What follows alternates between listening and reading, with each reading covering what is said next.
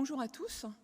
Donc aujourd'hui, en fait, je vais vous parler de l'impact de la loi Egalim en fait sur les promotions des produits du porc en France. Donc ce travail, en fait, il a été réalisé à partir en fait des bases de données de panels donc qui sont Kantar 3 Distribution, financées en fait par Inaport et France Agrimaire. Donc tout d'abord, en fait, je vais vous présenter quelques éléments de contexte relatifs justement à la mise en place de l'encadrement promotionnel de la loi Egalim 1 de 2018. Alors en fait, ce qu'on peut voir, c'est qu'en 2 décennies, les outils promotionnels en fait ont évolué. Ils sont passés en fait d'outils directs ou différés avec une approche de vente à court terme pour évoluer en fait vers des outils qui sont plus ciblés de fidélisation. Les premiers, en fait, ils vont favoriser le comportement d'aubaine de la part des consommateurs, tandis que les seconds outils, en fait, ils vont développer plutôt un comportement vertueux de fidélisation et favoriser le développement aussi du capital de marque. Aujourd'hui, en fait, les deux types d'outils, en fait, coexistent. Alors, on a souvent l'habitude, en fait, de ne regarder que l'aspect de dévalorisation, en fait, de la promotion. Néanmoins, en fait, il y a aussi un aspect porteur de valeur, si la promotion, en fait, est bien gérée. Le produit, en fait, quand il apporte une valeur spécifique, il différencie, en fait, il va générer une approche offensive qui permet de recruter, qui permet de référencer et de fidéliser le consommateur vis-à-vis de produits. Par contre, si le produit il est limité dans son approche de différenciation et n'apporte pas réellement de valeur spécifique, alors effectivement, dans ce cas-là, on est plutôt dans une approche défensive de la promotion qui ne sert juste qu'à maintenir les ventes. Par ailleurs, est-ce qu'on a pu observer, et ce qui a aussi justifié la mise en place de la loi Egalim 1 en 2018, c'est le fait que la promotion sortait. Alors, je n'ai rien fait, ou peut-être. Où est-ce que j'en suis là? Alors, on a passé à la page suivante. Navré pour le petit souci technique.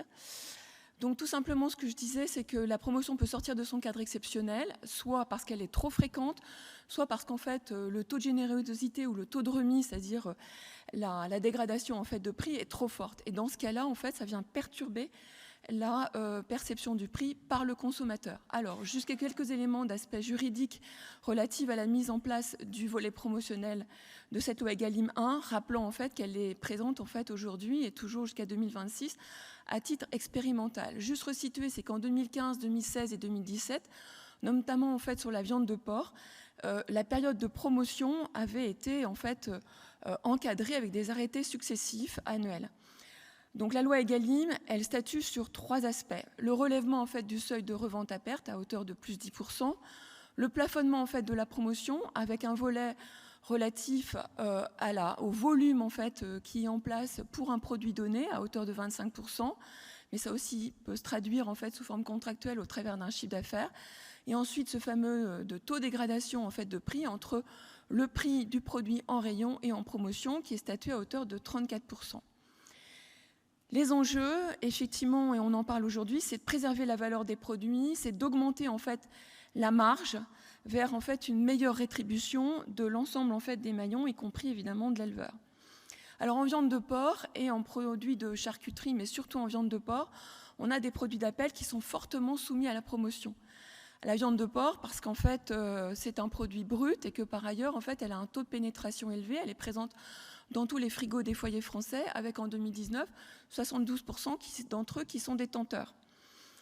Par ailleurs, effectivement, la viande de porc, elle reste en fait portée par des produits bruts, avec une part de produits élaborés sur de différenciation inférieure à 10% pour ce qui concerne en fait 2019. Si on regarde un petit peu la méthodologie, en fait, on a approché en fait le sujet en ayant à la fois une approche sur les indicateurs de mesure de la promotion et les données de consommation en volume et de prix d'achat. Alors, l'impact de la loi Egalim, il a été étudié, mais sous 2 angles principalement. À la fois, en fait, au travers d'approches multiproduits, c'était les travaux de Gardé-Bonnet en 2021, ou bien sur l'étude de la répartition de la valeur auprès de chacun des maillons de la filière, qui est une étude récurrente qui a été conduite en fait depuis 2019, au travers en fait du suivi en fait de l'OFPM. Par ailleurs, effectivement, dans l'étude, là, en fait, on va s'attacher à regarder ce qui se passe précisément au niveau de la filière, au travers, en fait, de 3 champs d'études majeurs.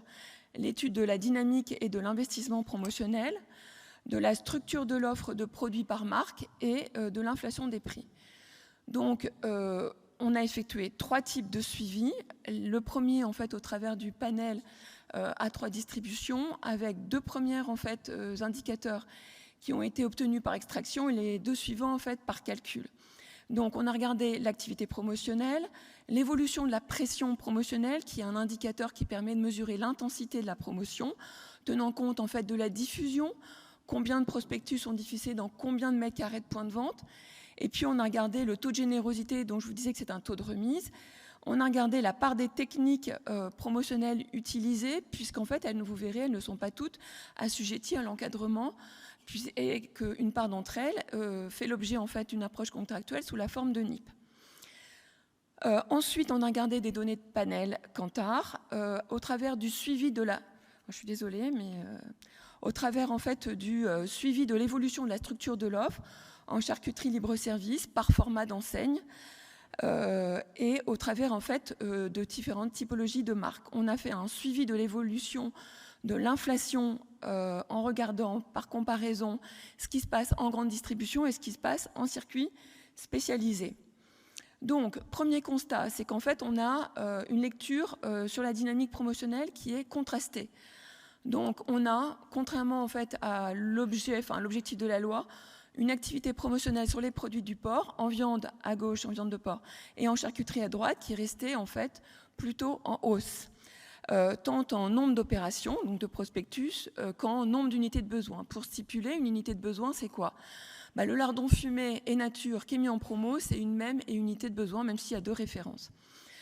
Donc, entre 2017 et 2019, renchérissement de cette activité, tout format d'enseigne. 2020-2021, on a une approche en fait beaucoup plus complexe à lire, compte tenu en fait de l'interruption ponctuelle au regard de la crise sanitaire sur la période de 2020, qui ne permet pas en fait d'apprécier de manière fine l'approche. En ce qui concerne le taux de générosité, l'encadrement de la loi s'est avéré efficace. Et on peut noter sur la partie gauche en viande de porc qu'en 2017, on était quasiment à 38% et qu'on est descendu à 24,6%. On a perdu 13 points en 2 ans. Depuis, en fait, on est relativement stable puisqu'on atteint en fait 22% en termes de taux de générosité. Donc effectivement, il y a un écart moins important entre de ce que peut observer le consommateur sur un produit en promotion et un produit hors promotion. Sur la charcuterie, les écarts en fait sont moindres. On a perdu 2 points entre 2019 et 2017 et une relative stabilisation à 2021 à 27,5. Autre point qui est important à regarder, c'est la part des unités de besoin qui va avoir un taux de générosité supérieur à 34%, qui est quelque part, enfin qui est hors la loi. Donc, en viande de porc, on est descendu à 5% en 2019 et en charcuterie, on est descendu à 1,3 contre respectivement presque 57% en 2017 et 22% en 2017 en charcuterie. Aujourd'hui, en fait, sur ces 2 typologies de produits, on est non significatif, donc il n'y a pas de dérogation ou d'écart à la loi. Ce qu'il faut redire, en fait, c'est que la dégradation de prix, forcément, en fait, participe à l'image prix, que le consommateur, il a forcément une sensibilité au prix, que naturellement, il va regarder toujours, en fait, le prix le plus bas, mais qu'après, en fait, il fait des arbitrages qui sont gradués en fonction de son pouvoir d'achat et de sa sensibilité, bien sûr. En ce qui concerne la baisse de la pression promotionnelle qui relate, en fait, l'investissement promotionnel de la part des enseignes et des transformateurs, ce qu'on peut voir, en fait, c'est qu'on a une réelle baisse de la pression promotionnelle. Donc, à gauche, vous avez la partie, effectivement, viande de porc. À droite, vous avez la partie charcuterie de porc et que vous pouvez voir, en fait, en histogramme du plus sombre au plus clair, tout circuit, puis les hypermarchés, les supermarchés et les discounters.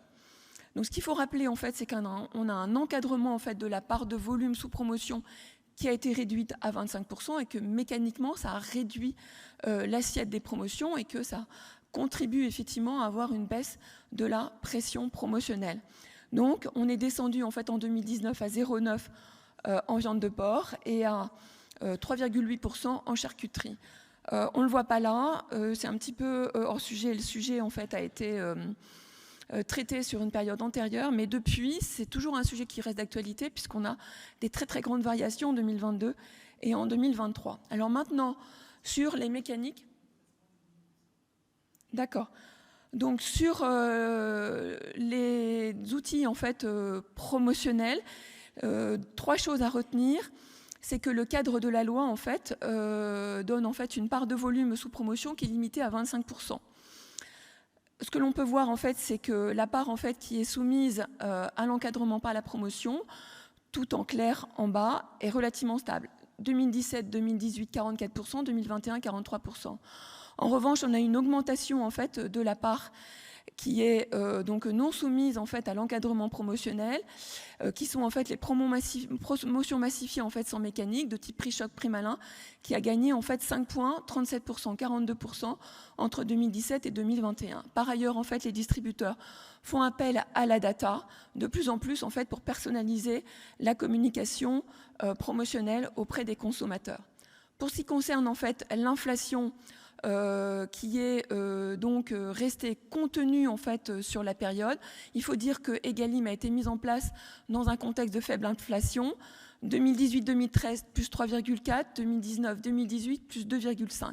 On n'observe pas de réelle différence quand on compare les circuits généralistes avec les circuits spécialisés. 2 interrogations. Est-ce que c'est parce qu'il y a une faible proportion de produits qui est soumise en fait justement au relèvement du SRP plus 10, ou bien est-ce que c'est parce qu'il y a un effet de descente en gamme? En fait, la réponse, on l'a, on en parle beaucoup aujourd'hui, mais oui, dès la mise en place d'Egalim, les consommateurs, en fait, ils se sont reportés des marques nationales vers les marques distributeurs qui ont une de cesse de gagner en part de marché en volume.